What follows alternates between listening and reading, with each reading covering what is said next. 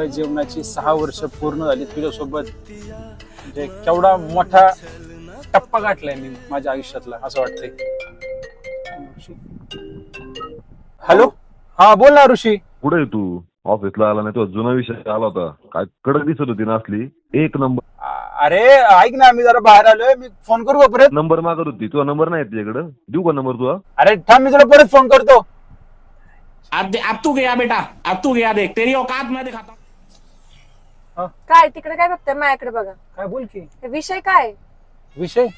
अरे विषय ना माझा ना इंजिनिअरिंगला एक बॅक राहिला होता विषय, तो परत द्यायचा आहे ना, तेव्हा ते नंबर वगैरे तसं चाललो होतं त्याचे. मग विषय काय छान दिसतो का? विषय छान दिसतो. मग ते काय म्हणत होते विषय छान दिसतोय?